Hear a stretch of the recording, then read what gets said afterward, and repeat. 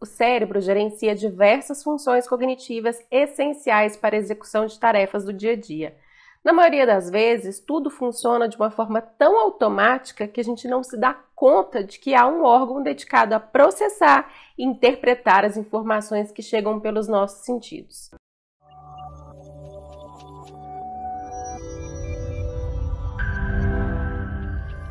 Boas-vindas ao Estimulamente, um programa do Cognitivamente. Aqui você vai aprender a ter domínio das ferramentas da estimulação cognitiva para se tornar autoridade no mercado e aumentar a valorização e precificação dos seus atendimentos.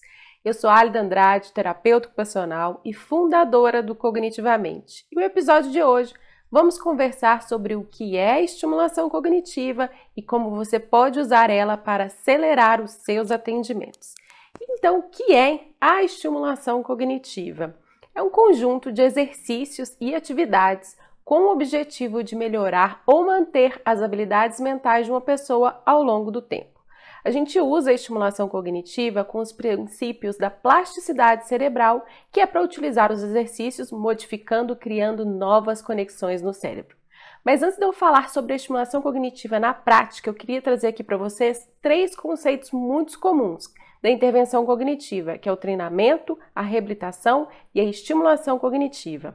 Apesar deles serem tratados como sinônimos, são abordagens diferentes. E o treinamento cognitivo geralmente envolve a prática guiada de tarefas para aumentar ou manter as funções cognitivas específicas, como a memória. Já a reabilitação cognitiva, ela é conhecida como uma abordagem individualizada, que também envolve a prática de algumas tarefas, mas geralmente ela tem objetivos mais pessoais, a fim de melhorar cada vez mais as deficiências específicas da vida cotidiana e melhorar o desempenho das tarefas cognitivas. As famílias costumam muito estar envolvidas na reabilitação cognitiva, a fim de a gente encontrar uma estratégia estabelecida para cada paciente. Já a estimulação cognitiva, ela promove envolvimento em atividades que visam uma melhoria geral do funcionamento cognitivo e social. Às vezes não tem objetivos específicos. Vou tentar responder aqui algumas perguntas comuns que recebo sobre dúvidas em relação ao trabalho de estimulação cognitiva. E a primeira delas, a campeã de todas, que sempre recebo é: quem pode trabalhar com estimulação cognitiva? Bom, a reabilitação cognitiva ela é multiprofissional. Tanto profissionais da saúde quanto da educação podem atuar. E nos cursos do Cognitivamente temos alunos de enfermagem, terapia ocupacional, psicologia, pedagogia, médicos, fonoaudiólogos, fisioterapeutas, educadores físicos, neuropsicólogos, neuropsicopedagogos. Então, ele é muito multiprofissional. A segunda pergunta que recebo é: para fazer reabilitação cognitiva, eu preciso fazer pós-graduação? É sempre bom aumentarmos o conhecimento, e a pós-graduação em neuropsicologia e reabilitação cognitiva vai te ajudar a ampliar o embasamento teórico sobre o tema. Mas os cursos de capacitação ajudam na parte prática e eu recomendo para quem pode fazer sempre os dois. Também é muito bom investir em bons materiais teóricos e em recursos de estimulação cognitiva. E outra pergunta comum, falando em recursos, é: usar somente os e-books de estimulação cognitiva será suficiente para tratar o meu paciente? E a resposta é não. Trabalhar com estimulação cognitiva não é uma receita de bolo e não devemos de forma alguma pensar em ser aplicadores de exercícios. Os e-books são apenas um modelo de recurso que pode ser utilizado. Devemos a todo instante usar outras ferramentas para melhorar a cognição. Existem jogos, aplicativos, dinâmicas e atividades que são de interesse do paciente que devem ser usadas de formas variadas para melhorar a cognição. E como eu falei, a estimulação cognitiva é multiprofissional e cada um deve usar o seu conhecimento da própria profissão para fazer com que a sua estimulação seja única e diferenciada nos atendimentos. Assim você se torna referência na sua área. Outra pergunta que gera muita dúvida é: a estimulação cognitiva, ela é feita somente com idosos em pessoas com Alzheimer? Absolutamente não.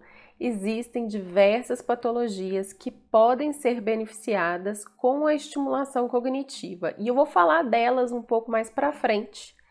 Mas é importante que vocês já saibam aqui que podemos usar a estimulação em crianças e adolescentes que precisam de melhorar o aprendizado escolar ou que tenham algum transtorno, né, que afetam as questões cognitivas, como o TDAH, o autismo e a dislexia.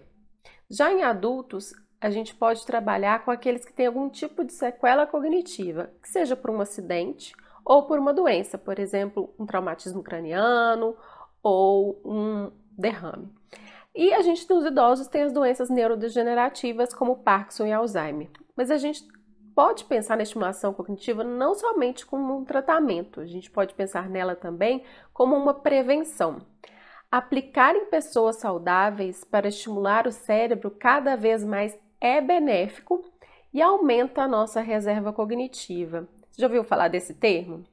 A reserva cognitiva é como se fosse uma poupança que o cérebro faz para se manter saudável ao longo do tempo.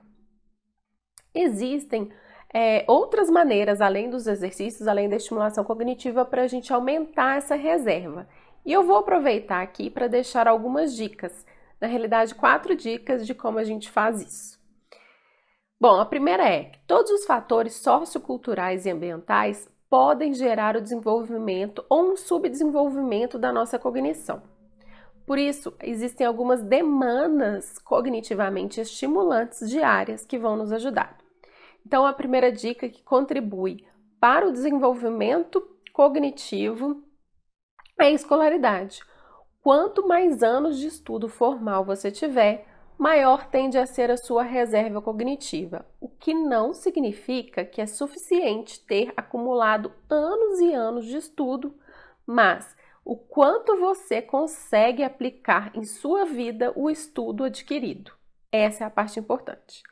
A segunda dica é a frequência e qualidade dos hábitos de leitura e escrita. A leitura e escrita fazem parte das atividades mais complexas do ser humano.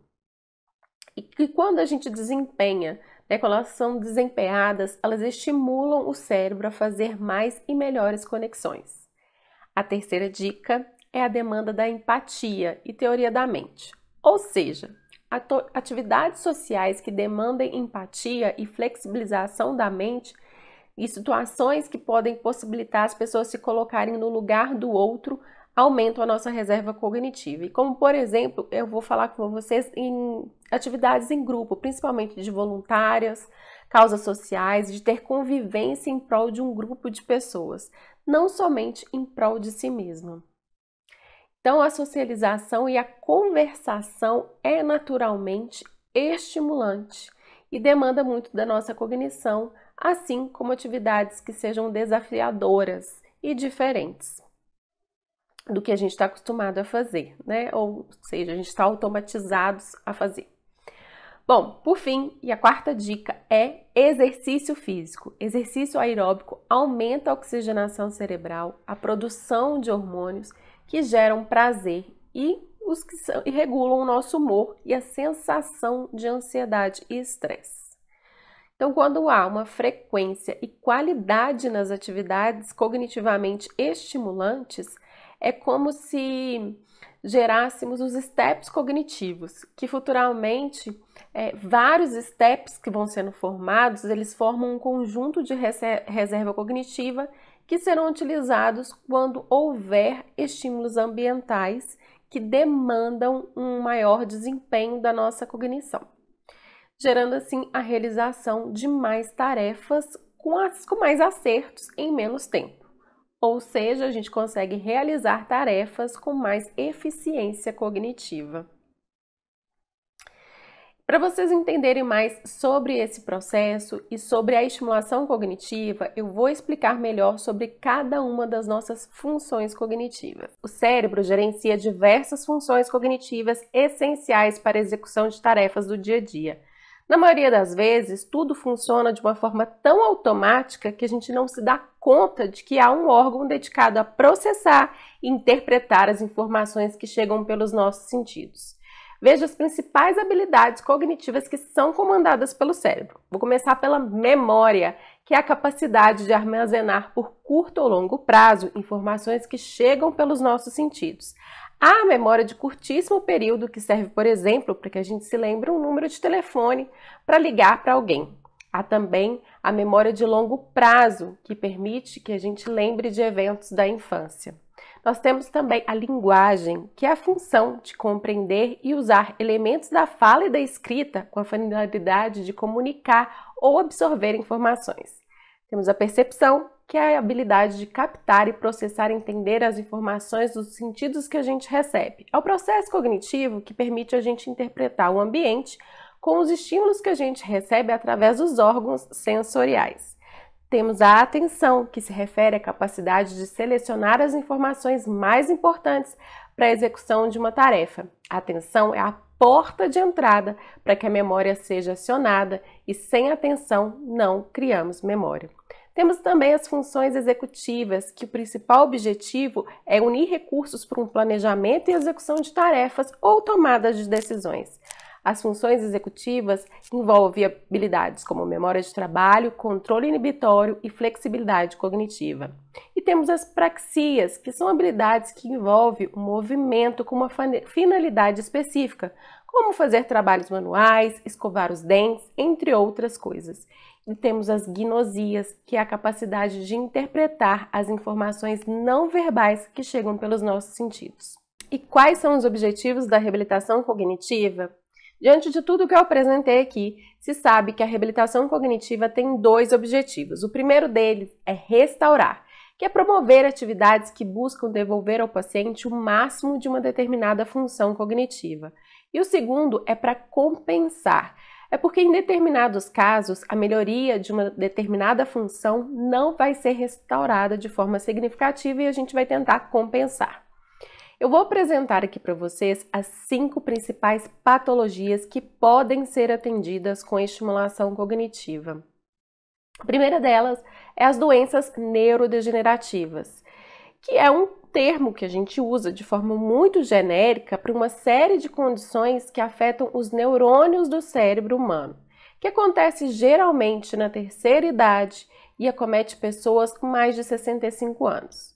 Os neurônios são a unidade base do sistema nervoso, composto pelo cérebro e da medula espinhal. E de um modo geral, os neurônios não se reproduzem, ou seja, quando eles sofrem algum tipo de lesão ou morrem, eles não podem ser substituídos.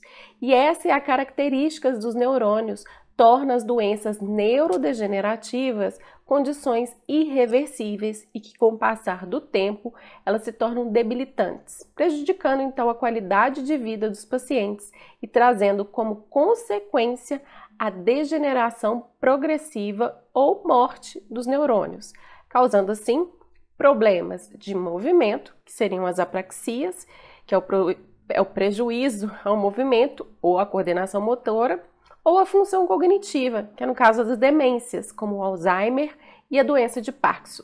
São os maiores exemplos de doenças neurodegenerativas. Outra patologia que a gente trabalha são os transtornos de aprendizagem, que são considerados um tipo de transtorno neurodesenvolvimental, ou seja, são condições neurológicas que aparecem precocemente na infância, geralmente antes da idade escolar, e esses transtornos prejudicam o desenvolvimento do funcionamento pessoal, social, acadêmico e ocupacional. Normalmente envolvem dificuldades de aquisição, manutenção ou aplicação de habilidades ou um conjunto de informações específicas. Os transtornos de aprendizagem eles podem envolver disfunções cognitivas das habilidades de atenção, memória, percepção, linguagem, solução de problemas ou interação social. E outros transtornos do desenvolvimento neurológico comuns também incluem o déficit de atenção, hiperatividade, o distúrbio do espectro do autismo e a deficiência intelectual. E esses transtornos envolvem problemas de leitura, matemática, ortografia, expressões escritas ou manuscritas, compreensão ou uso de uma linguagem verbal ou não verbal, e a maioria dos transtornos de aprendizagem se apresenta de maneira complexa ou mista, com déficits de mais de um sistema. E o tratamento para esse tipo de transtorno é sempre multidisciplinar, focado nas áreas de maior dificuldade das crianças. E a estimulação cognitiva pode ser, então, um grande aliado nesse processo. Outra patologia que a gente atende é o acidente vascular encefálico, o AVE, e os traumatismos crânicos encefálicos, que a gente chama de TCE. O comprometimento cognitivo é muito comum em pacientes que tiveram AVE agudo. Apresentado de acordo com alguns estudos, há uma prevalência de 45% dos pacientes que tiveram um derrame terem déficit cognitivo. E essas disfunções frequentemente apresentam consequências devastadoras na vida do indivíduo e acabam exercendo um forte impacto no desempenho ocupacional e na qualidade de vida do paciente. E o comprometimento cognitivo geralmente envolve as habilidades de memória, atenção, linguagem, cálculo, orientação temporal e espacial, funções executivas, apraxia e, no caso dos traumatismos cranianos, a disfunção cognitiva vai afetar de acordo com a área do cérebro que foi lesionada. A gente sabe que o cérebro se divide em 4 lobos e que cada um deles nos permite ter um funcionamento adequado de cada um dos domínios cognitivos. Então, tanto no AVE como no TCE, as sequelas podem acontecer isoladamente ou em conjunto, em graus diversos de severidade, o que se torna um desafio para um indivíduo que é acometido, que se vê funcionalmente limitado e dependente para a realização de tarefas básicas da vida cotidiana. E, em um segundo momento, também é muito difícil para a equipe de reabilitação que se depara com um quebra-cabeça ali de alterações funcionais que exercem influência nas decisões clínicas a serem tomadas. E a estimulação cognitiva é um grande aliado. Temos também outra patologia que são os transtornos mentais. Há vários estudos defendendo que o tratamento farmacológico pode ser potencializado quando acompanhado de um outro tratamento não farmacológico que procura minimizar os efeitos da doença mental na capacidade funcional dos indivíduos e nas relações sociais e na qualidade de vida da pessoa com doença mental. Nesse caso, o transtorno mental, ele geralmente provoca déficits cognitivos e a gente pode observar alterações principalmente em pessoas que têm diagnóstico de esquizofrenia, depressão e transtorno bipolar. A gente pode entender como déficit cognitivo, nesse caso, uma deteriorização da capacidade cognitiva, da memória, da atenção e principalmente das funções executivas, entre outras, que acaba levando a uma diminuição da capacidade da pessoa de se manter de forma autônoma no seu cotidiano. E a estimulação cognitiva aqui também, ela compensa esses déficits cognitivos e se revela como uma das principais áreas de atuação, pois ajuda na captação e adaptação das respostas que estão desajustadas. Ajuda também no contexto de transição pelo qual o indivíduo está passando e ao mesmo tempo em que procura evitar o agravamento da situação da doença mental. E faz então a promoção da sua recuperação e aumento da sua qualidade de vida. E para terminar, eu vou falar com vocês aqui da patologia que é a disfunção cognitiva pós-Covid-19. Um estudo brasileiro apontou que 80% dos pacientes que tiveram Covid-19 apresentam alguma disfunção cognitiva. A pesquisa foi feita no Instituto do Coração do Hospital das Clínicas, o INCOR, através da Faculdade de Medicina da Universidade de São Paulo e foi gerenciado pela doutora Lívia Stocco Sanches Valentim. E dentre as sequelas cognitivas que apareceram nos pacientes do pós-Covid estão a perda da memória, déficit de atenção, dificuldade de percepção, dificuldade de raciocínio, alterações na linguagem. E é importante ressaltar que as disfunções cognitivas acarretadas por consequência da Covid-19 vão além de um simples problema de falta de memória ou de atenção. As funções executivas, elas também ficam alteradas e essa habilidade cognitiva está intrinsecamente relacionada com a nossa capacidade de escrever, de se alimentar, de pentear os cabelos, abotoar uma roupa, de se autocuidar e de viver em sociedade. Todas essas tarefas e tantas outras precisam além da atenção, da memória de curto prazo e de longo prazo. Por isso, a gente tem que investigar qual o grau de comprometimento cognitivo e como isso vai impactar na qualidade de vida das pessoas. Para isso, vai ser necessário a gente fazer uma avaliação cognitiva ampliada para verificar o predomínio da queixa e as principais habilidades cognitivas que estão sendo afetadas. E isso vai variar de acordo com cada pessoa que está sendo atendida. E o quanto antes pudermos iniciar o processo de estimulação cognitiva, mais eficiente o tratamento será, independente da sua idade. E como fazer a estimulação cognitiva? Vou te apresentar aqui um modelo de estrutura diferenciada que ensino exclusivamente para os alunos do curso do Cognitivamente. É uma estrutura com 4 etapas que vai te ajudar a guiar todos os seus atendimentos daqui por diante na estimulação cognitiva. Primeira etapa: acolhimento e anamnese. O protocolo de atendimento inicial ele deve envolver o acolhimento, com uma coleta de dados importantes sobre esse paciente. E as perguntas, elas devem buscar informações sobre qual a história clínica dessa pessoa, quais exatamente são as queixas cognitivas e se há outros sintomas associados. E com essas informações iniciais, a gente vai conseguir determinar se há impacto de uma eventual perca cognitiva na capacidade do indivíduo em realizar as suas atividades diárias habituais. E a partir daí, a gente pode requisitar também vários exames de laboratório, imagem, além de avaliações de outros profissionais, como um clínico geral, geriatra ou pediatra, no caso das crianças, pedindo para que ele faça um diagnóstico e um acompanhamento da saúde global desse paciente, que vai ajudar, então, a gente ter umas conclusões melhores, né, com outros médicos, outros profissionais, sobre esse diagnóstico e o melhor tratamento das doenças e dos sistemas que podem influenciar a cognição. Quero dar um exemplo aqui que a diabetes mellitus descontroladas, a insuficiência cardíaca, podem causar, por exemplo, declínio cognitivo. E alguns exames laboratoriais vão ajudar a confirmar ou descartar determinados tipos de diagnósticos.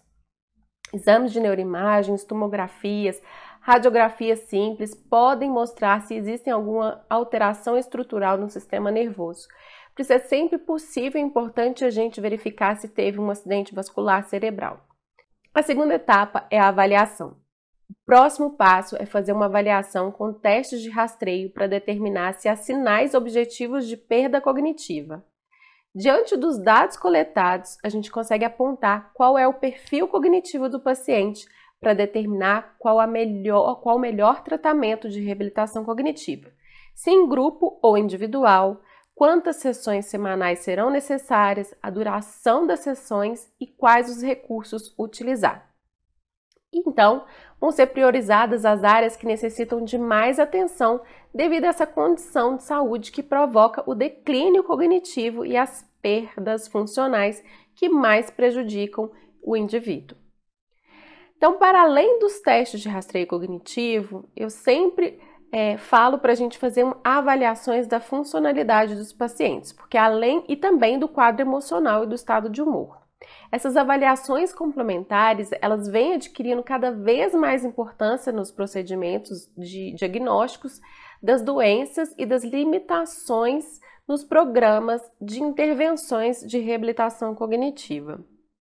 Existe uma estreita relação entre a cognição e a funcionalidade, e entre uma boa saúde mental e as habilidades cognitivas. Então é importante pensar e avaliar a funcionalidade e o humor do paciente para saber qual é o impacto da doença a gente conseguir elaborar intervenções adequadas para uma recuperação da capacidade funcional ou da manutenção dessa capacidade. E após o processo avaliativo, a gente consegue definir e executar o plano de tratamento, que é o nosso passo 3, a execução do plano de tratamento. A execução desse plano envolve o raciocínio clínico e a integração de todas as informações coletadas até aqui. O plano de tratamento ele deve contemplar não somente a estimulação das habilidades cognitivas afetadas, mas também ele vai usar todas as informações do contexto no qual o caso se desenvolve e também do conhecimento e experiência do profissional que está atendendo. É o ponto do processo em que você vai encaixar todas as informações deste quebra-cabeça para ter um resultado. E começamos com a demanda, que é a queixa principal. Fizemos a coleta de dados, a anamnese, as avaliações, os testes de rastreio cognitivo, analisamos os dados, criamos os objetivos da intervenção e o plano de tratamento para chegar nestes objetivos. É neste ponto que você define se o atendimento que melhor se aplica, que estrutura que vai ter. A última etapa vai ser a escolha dos recursos. E no caso da estimulação cognitiva, os recursos a serem utilizados para cumprir esse plano envolvem exercícios, jogos, aplicativos, músicas, atividades manuais, filmes, livros e muitas outras possibilidades. Você terá que aprender a reconhecer em cada um dos recursos que utiliza as potencialidades e as habilidades cognitivas que ele estimula.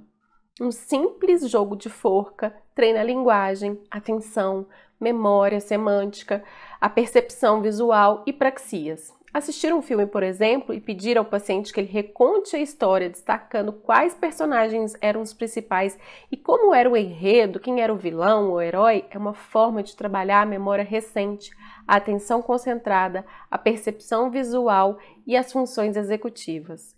Toda e qualquer atividade aciona as nossas habilidades cognitivas. A gente só precisa reconhecer quais são mais utilizadas e ampliar elas no uso durante o tratamento. Então, para a análise dos recursos, você deve levar em consideração dois fatores: quais recursos você tem disponível e quais vai gerar engajamento do paciente, baseado na personalidade e interesse dele. E a quarta etapa é o acompanhamento. Por fim, faremos o acompanhamento com as sessões regulares, que vai poder variar desde 1, 2 ou 3 sessões semanais. Você vai somente saber e conseguir verificar a evolução do seu paciente depois de um tempo mínimo de acompanhamento. É com o acompanhamento que você conseguirá entender quais treinos cognitivos, quais jogos e atividades que estimulam as funções em declínio. Você vai conseguir, então, criar estratégias compensatórias a partir da experiência deste paciente, das habilidades preservadas e do padrão do declínio específico da sua doença, da sua patologia.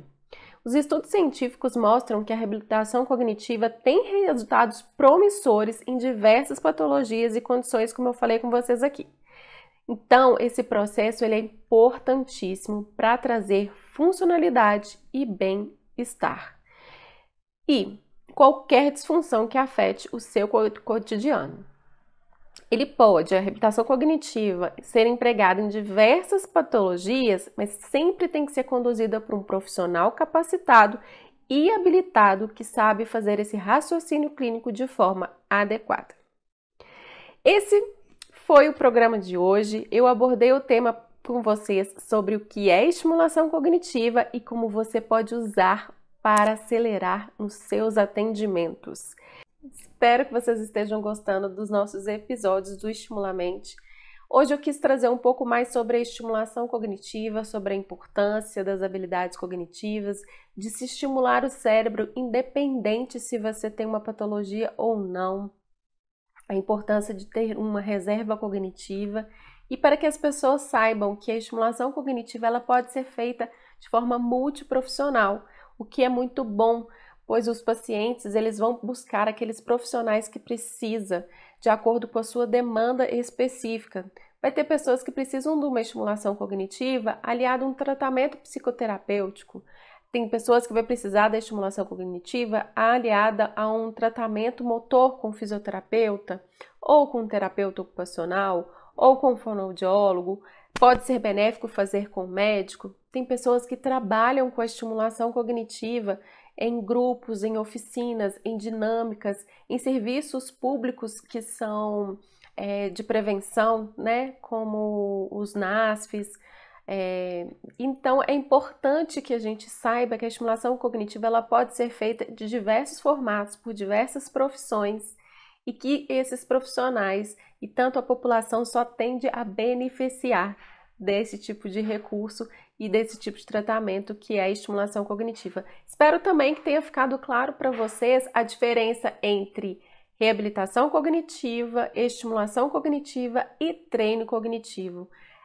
Não quer dizer que sejam coisas diferentes, quer dizer que um está dentro do outro. A reabilitação cognitiva, ela engloba a estimulação cognitiva, que engloba o treino cognitivo, então está tudo interligado. Mas é importante a gente saber a diferença de cada um desses termos. Então é isso. Espero que vocês tenham realmente gostado, já falei isso aqui para vocês, e que vocês venham conhecer os nossos materiais, os nossos cursos, pois a estimulação cognitiva, a reabilitação cognitiva, com prática baseada em evidência, é a nossa